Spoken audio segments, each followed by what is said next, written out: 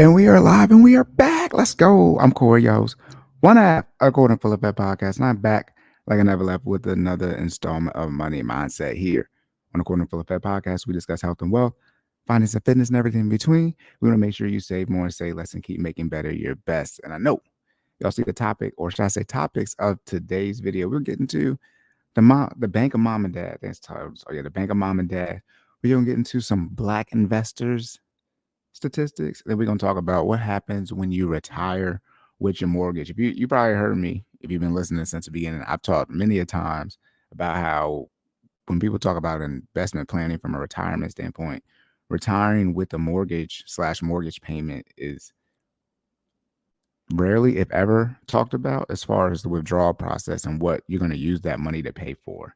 In short, when you retire, your mortgage payment essentially shows up possibly in healthcare expenses because as you get older and you retire, you lose your cheaper insurance usually via your employer. So you have to go get your own insurance. And then you might, just because you're older, up in age, you have an increase in overall health expenses. All right. But before we get started, y'all know what to do.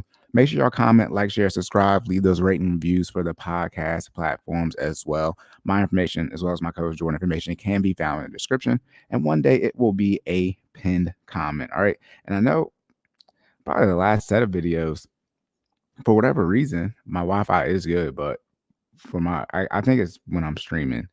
I guess even though these aren't streams, these are pre-recordings, but it has an issue sometimes. So hopefully, we don't have any issues this time. It might be I needed to let it load a little bit longer because I don't think I have any issues right now. All right. And again, before we get started, as always, don't sue me, sue your mama. This is for entertainment purposes only. Myself, nor Jordan, or fitness or finance professionals. Anything you hear on here is for entertainment purposes only, and you need to seek out professional and do your own research before taking any action. All right. Again, student loans. What am I going to do? Update on student loans. Maybe we'll wait till election season really ramps up, and we'll see what the politicians are talking about from a student loan standpoint.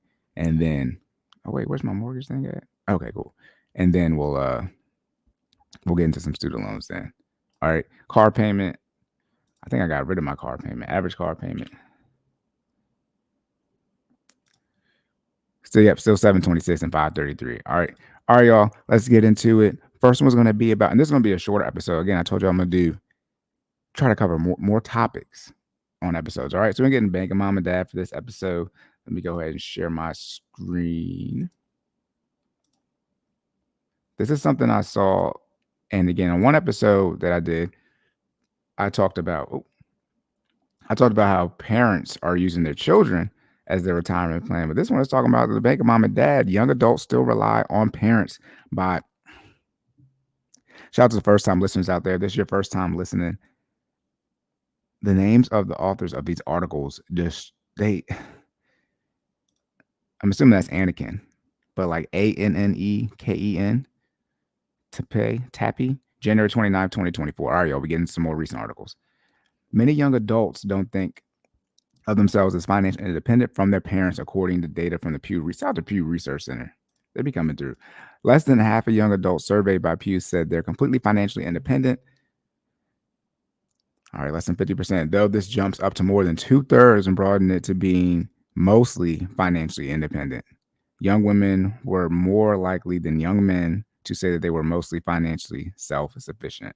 Shout out to the women earning more money than men, as they say, and the college degree situation. The top two areas young adults received help was to pay for household expenses, phone bills, and streaming services. Shout out, I know this is talking about parents, but when it says saying that women are more financially independent or self-sufficient is the word they're using them in.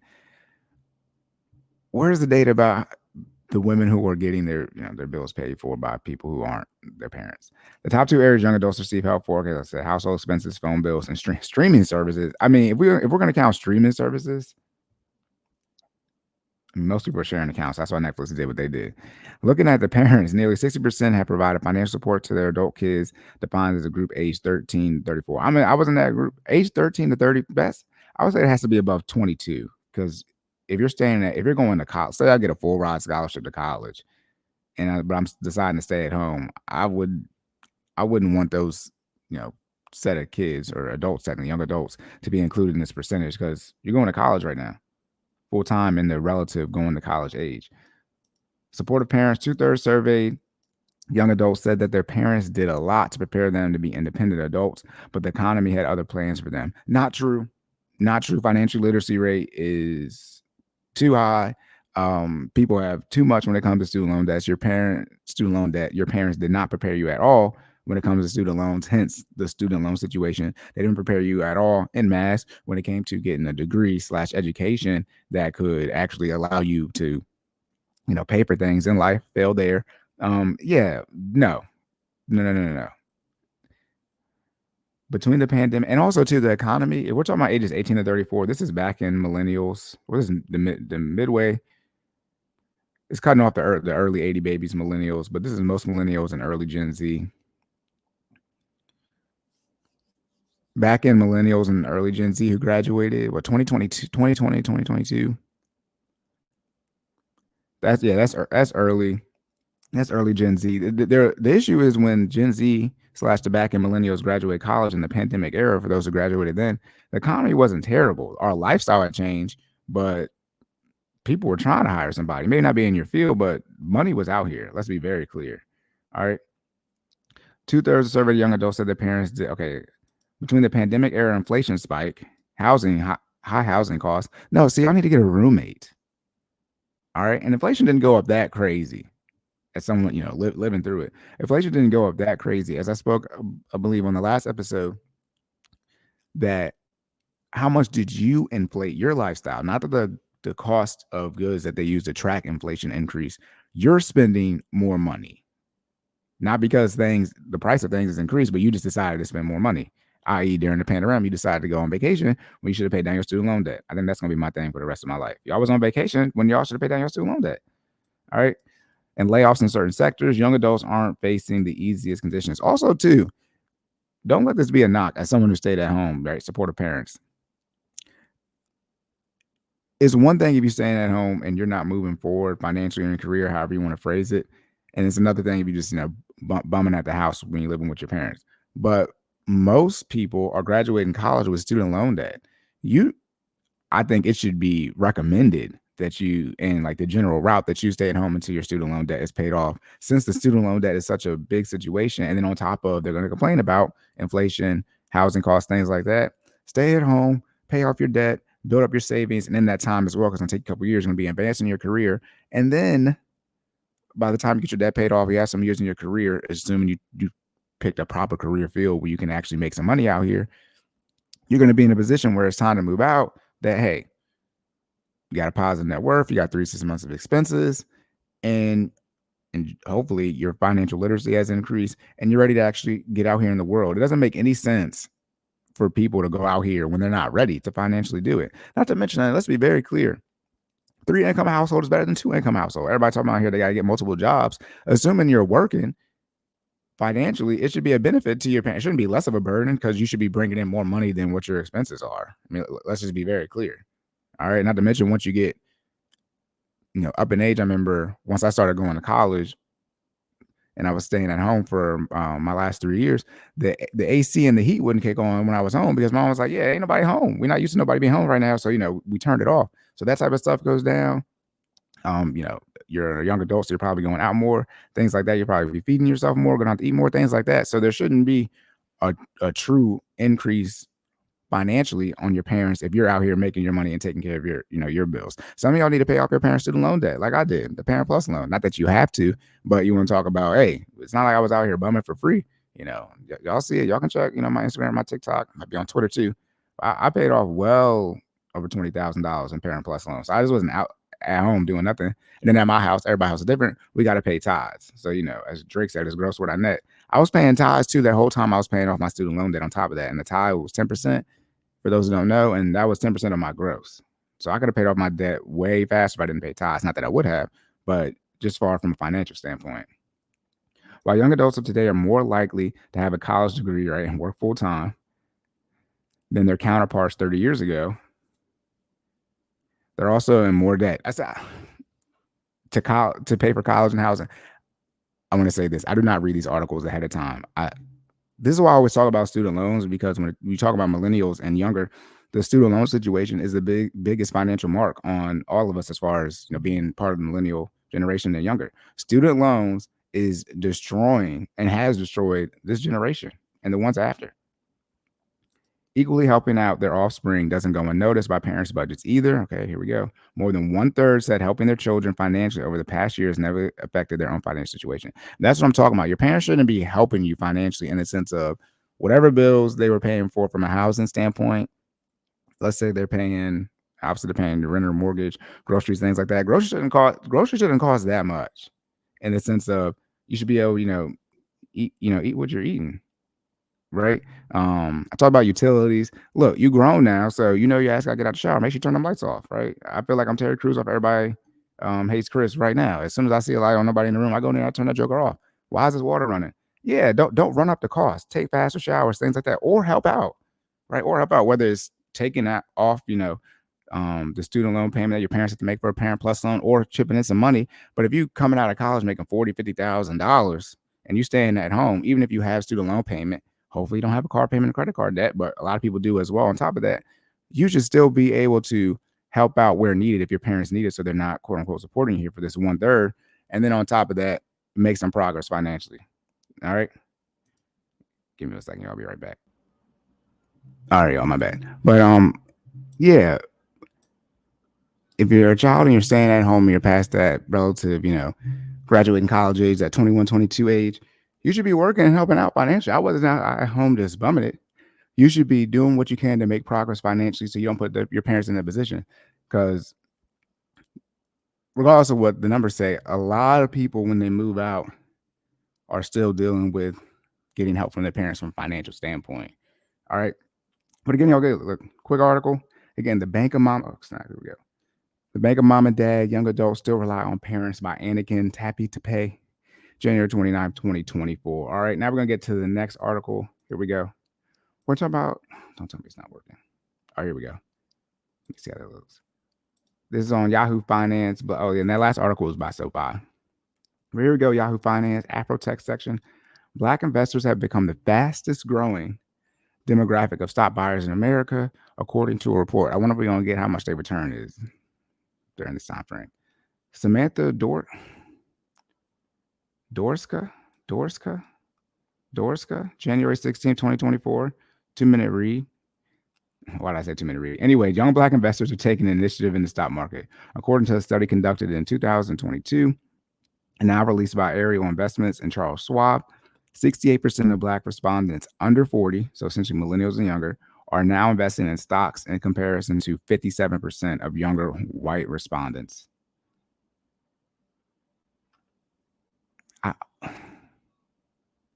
What does that mean? Because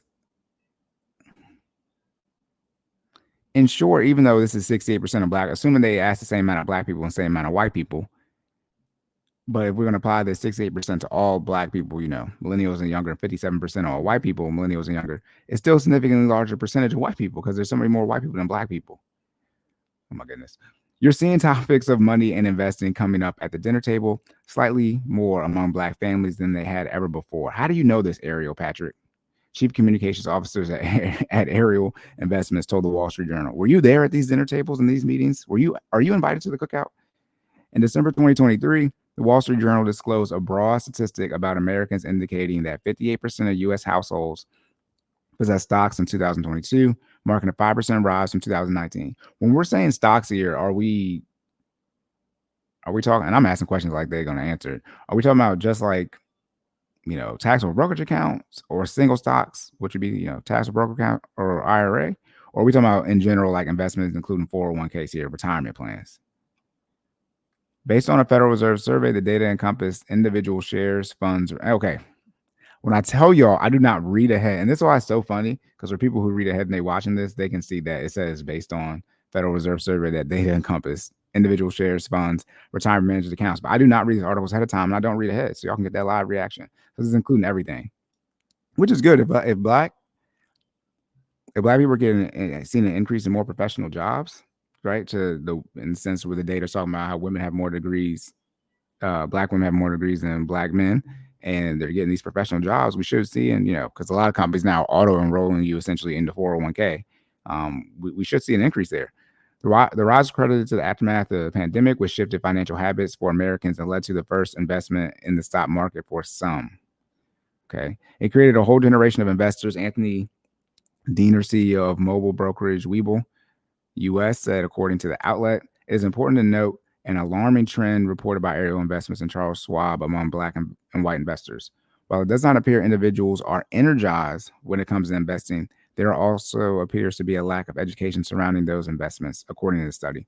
In fact, 47% of Black investors and 45% of white investors reported they had invested their money in a sector where they lacked a full understanding. This is all I'm talking about. Okay, what did they invest in? What was their return? Things of that nature. Also, on top of that, are they continuing to invest? Okay, so that they, their first investment in the stock market. Is this all they're saying? Is this just asking, do you have, money in the stock market? Is this talking about, I know they did retirement and managed accounts, but is this getting into, outside of retirement accounts where that's just kind of automatically coming out your check, which is a good thing, but are people continuing to invest? That's what we really should want to know. Black investors also mentioned, because I mean, if you're in real estate, one wouldn't say because you own your primary residence, you're in real estate. Obviously, by definition, you would be, but it's not like, oh yeah, I'm a real estate investor and you guys are primary residence. I don't think the real estate people would appreciate that. Black investors also mentioned they were more likely to inform their investment decisions based on sources that are less credible. Yes, shout out to the social media scammers. Am I one of those social media scammers? No, my prices aren't high enough to scam people. Anyways, and I'm not a scammer. As a matter of fact, 33% of Black investors link their investment information.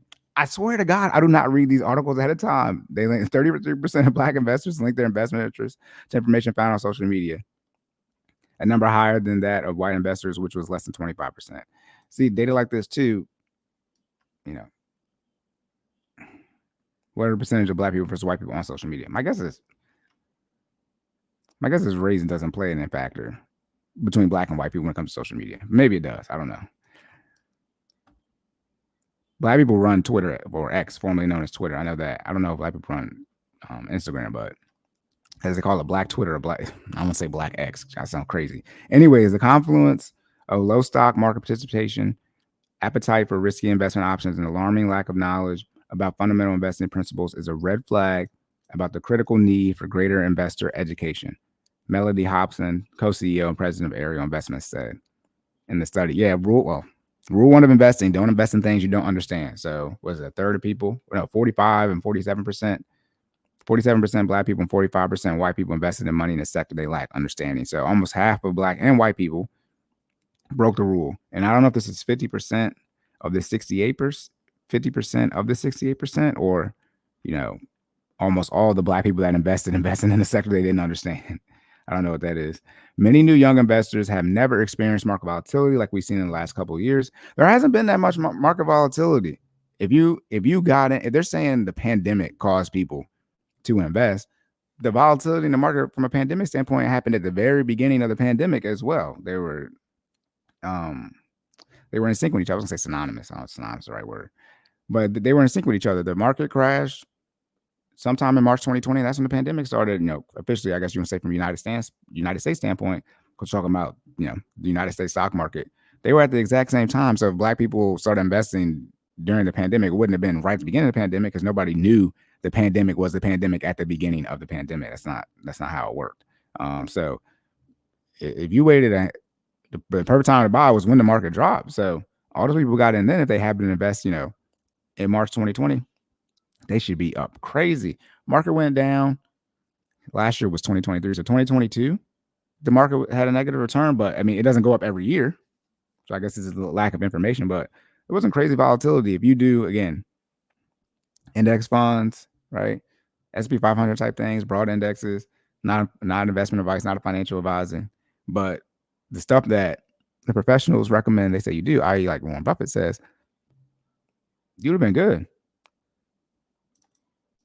Okay, and we have a responsibility to educate these I don't know who hasn't the responsibility to educate these new investors about the value of long-term investing to build wealth and achieve financial security. I mean, you're the co-CEO of Ariel Investments, an investment company / firm.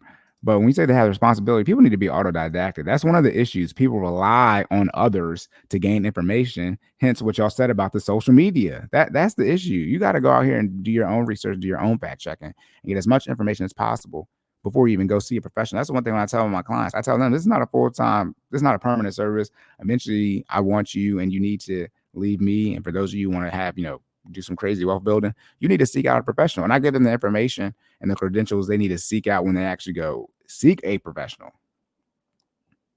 All right. And again, like I said, y'all, we moving through these. This is the first episode like this. Because Afrotech, Yahoo Finance, Black investors have become the fastest growing demographic of stock buyers in America, according to a report. Even though 47% of them said they invested in something they didn't understand, and 33% of them said they got information from social media, and then that they need more education. So all this said is, even though Black investors are investing more, they did it poorly, which I guess it's better that they're investing than not investing, because most people learn, better by, doing, right? Instead of sitting on the sidelines, ironically, right? Sideline forward. But instead of, just watching, a lot of people learn, get your own bumps and bruises, even though, wisdom would be learning from somebody else's mistakes. But hey, a lot of people learn like that. I've learned like that from an investing standpoint and other ways in life. So you can't knock them for that. But 33% on social media from an information standpoint, and then 47% said they invested something they didn't understand. Come on, y'all. We do got to do better. According to Full Effect Podcast, is one of the people out here is trying to help them, as I said, educate these new investors. I'm not helping educate new investors, because I'm not an investing professional or financial advisor. I just want to come out here and give not general information, but just the actual information, meaning like what is an index fund, or what is a mutual fund, or how does capital gains work. Just telling you like what stuff is, and essentially reading definitions to you versus advising you or telling you what to invest in. All right. And the last one, y'all, is going to be, let me see how y'all can see this one. Does your mortgage retire with you? This is American Financing. It's the author of this article going to be at the end. Okay, no author for this article. Anyways, does your mortgage retire with you? What does retire mean? Let's find out. The American Financing team recently completed a retirement and mortgage survey in-depth, examining mortgage, retirement, and homeownership trends among 60 to 70-year-olds. According to the findings, 44% of 60 to 70-year-old homeowners bring their mortgage into retirement. Goodness, that's almost half of people are retiring with a mortgage. And this is where the data gets confusing. Then we talk about how many people own their... Back to the classic keyboard, y'all. How many people own their home? According to Zebra, 64% of Americans own real estate. No, have no mortgage.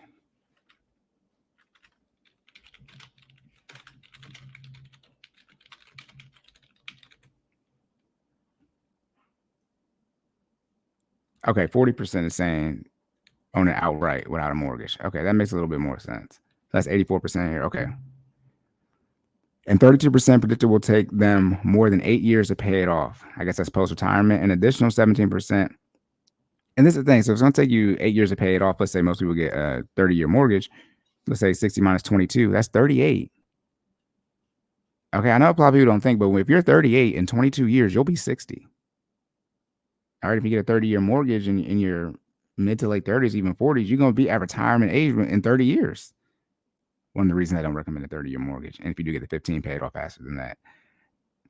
An additional 17% say that they may possibly never pay it off. My goodness.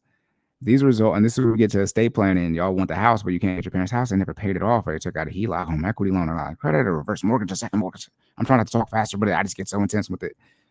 These results are a fitting follow-up to Fannie Mae's own recent findings, which showed that today's baby boomers demonstrate a greater likelihood of carrying mortgage debt than previous generations, which is probably part of the sandwich generation, parent plus loans that baby boomers are probably, I would say, the first generation to deal with.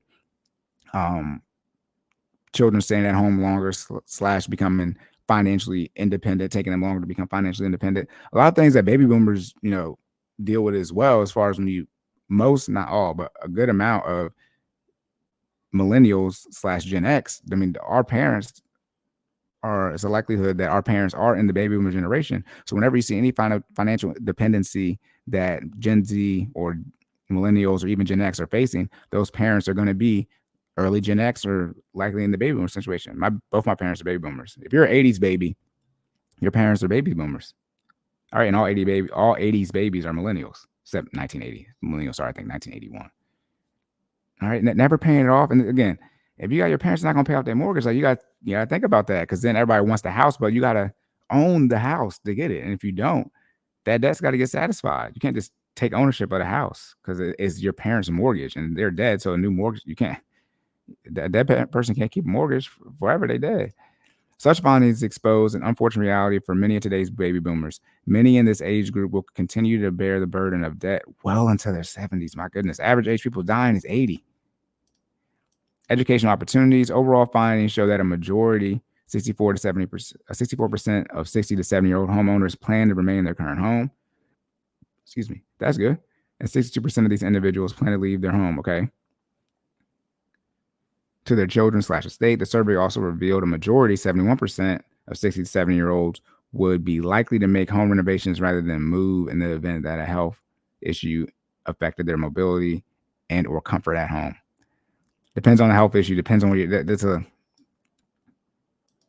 when you're up there in age, moving can be a health issue. That's a lot to move. Now, if you can financially do whatever needs to be done as far as renovating the house, which one would say maybe people in the situation can't because they still have this mortgage.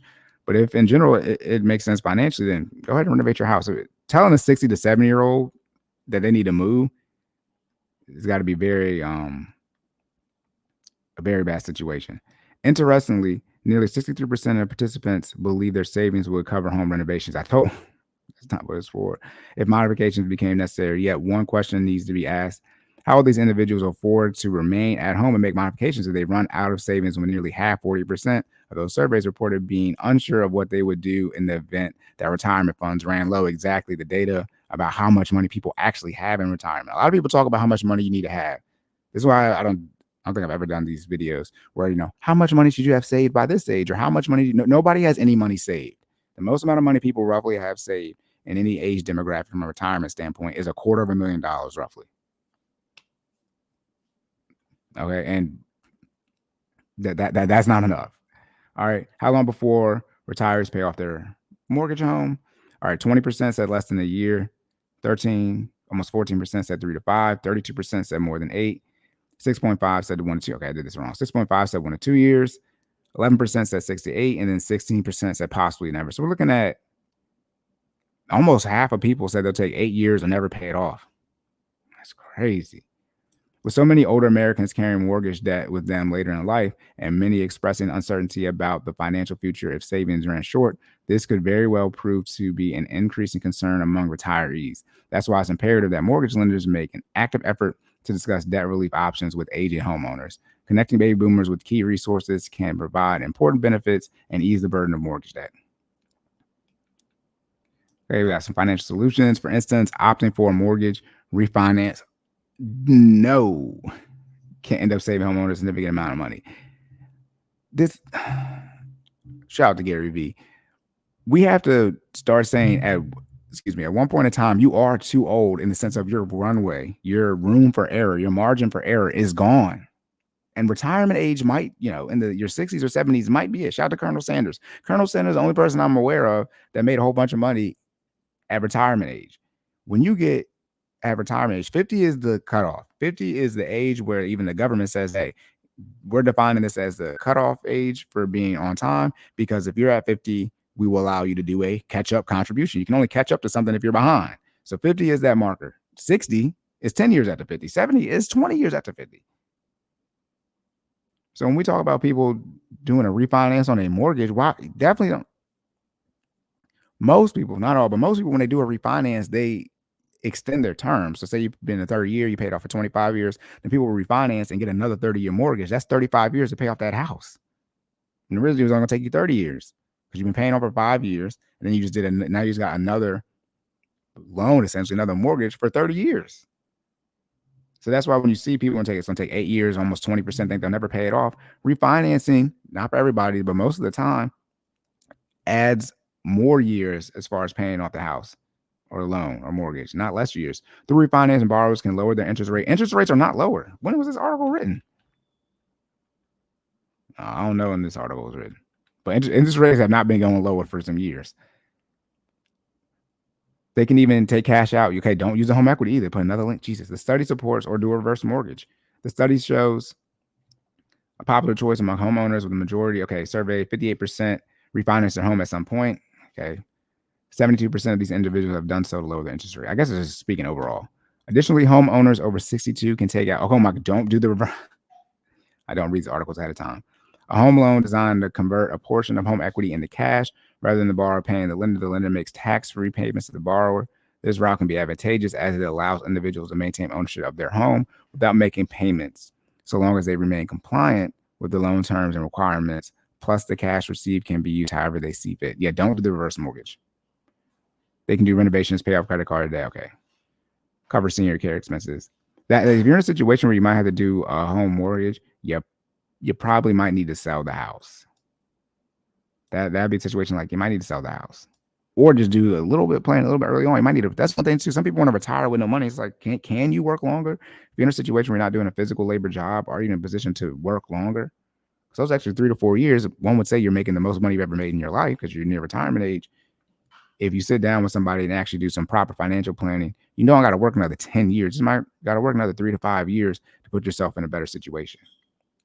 And by the way, you've been working your whole life and you didn't set yourself up. So sorry that we saying you got to work more, but it's like, dang, this is your whole life and you didn't properly manage it. So we're trying to save you with these last 3 to 5 years of this plan. We're doing like, yeah, you got to keep working. But if you do this, you execute these steps, you're going to be able to have some semblance of a retirement of what you probably thought you was going to have. Keep in mind, a reverse mortgage borrower, you do have an ongoing obligation to pay property tax. Okay, homeowners insurance. Ultimately, reverse mortgages can present a viable option to help eligible individuals with limited income use the accumulated wealth in their homes to cover basic monthly expenses, ensuring that their savings will last longer in retirement. Okay, as we wrap up, overcoming barriers, final survey thoughts. 19% of 60 to 70-year-olds do not know what a reverse mortgage is. Good. And hopefully they're not getting it. It's a statistic that's higher than the number of individuals who would be open to considering one, 15%, even better. And it's a trend that points to a growing demand for lenders to provide, that's bad, lenders to provide a reverse mortgage education. As the government continues to strengthen the rules and regulations for good reverse mortgages, they may be top of mind when retirement planning. Let's not forget that property values and home equity continue to be on the rise. That said, reverse mortgages are certainly an option that deserves further discussion. No. Do you think American Financing offers reverse mortgages? At American Financing, our dedicated mortgage consultants, take the time to educate borrowers. Told you. All right, y'all, that's it. Locked and loaded. Don't do a reverse mortgage. Do everything you can not to retire with a mortgage. If your parents in a situation where they're near retirement age or at retirement age and they still have a mortgage, or you haven't done anything as far as had a conversation with them about estate planning, or should I say they haven't talked to you about their estate, you got to do what you can to bring up those situations. All right, because it's gonna come down to you, whether you like it or not. Especially if you're for people who are only child. If you're only child, it's gonna be all on you when your parents die, or you got a single parent or whatnot. When estates are not managed properly, I want to be very clear. I'm trying to cuss on here, but shit gets fucked. If estates are not managed properly, it is a mess. It is a mess. So that's why, dang, I didn't put everything on here. Here go to black investors. Here go to retiring with the mortgage. I did all this stuff, the banner's not even using. But all right, y'all. That's it. Locked and loaded. End of the episode again. Mega mom and dad. Yes, people are living at home longer with their parents, but partly due to the financial situation that people are in due to student loan debt when they graduate in college. More information on financial literacy standpoint. It's good to stay at home if you're going to execute paying off your debt and building your savings. So when you go out, you don't have to depend on your parents anymore financially. When it comes to black investors, yes, and black investors did invest more under 40 years old as far as compared to their white counterparts during the pandemic and beyond. However, I guess we're always going to be beyond the pandemic. But however, a lot of them did not invest something they understood, and a third of them got their information from social media. Don't recommend doing that. First thing you do when it comes to investing is invest in things that you understand. And 47% of black and 45% of white people invest in something they did not understand. Don't do that. Last thing, retiring with a mortgage. Do everything you can not to retire with a mortgage. I think I should just be able to leave it at that. Your retirement strategy Usually, I've never seen it. People might talk about it, but I've never seen it where it's like, yeah, here's our plan for you from a financial standpoint. And when you retire, we're going to use some of this money when we're taking these distributions to continue to pay on your mortgage. Why would you do that? Just pay it off. Just pay it off before you retire. I mean, you get 30 years to pay off the mortgage. So if you're retiring if you say retirement age of 65, get your mortgage at 35. But again, a lot of people, if you don't have your mortgage by 35, get that 30-year. I mean, my goodness, if you get a 30-year mortgage post 40, at 40 and older, you're not going to pay it off if you pay it off on time. As far as the terms and conditions of the loan, you're not going to pay it off until you're in your 70s. That's crazy. That's why mortgage, aka death pledge, is what it is. But all right, y'all, that's it. Remember to comment, like, share, subscribe, leave those rating reviews on the podcast platforms as well. Again, my information as well as my coach Jordan information can be found in the description. Jordan for the fitness information, finallyfit.live, 5:30 a.m. Eastern Standard Time, Monday and Wednesday, virtual training sessions. Then myself, Sideline_Corey, for the financial coaching information. Jordan Stop Stalling J on socials, but finallyfit.live is his website for his training. All right, because I know he wants y'all to give him money. That's like what I say. Give Jordan and his wife money. But all right, y'all, that's it. Locked and loaded. Remember to save more and say less. Keep making better your best. And I'll catch y'all in the next one.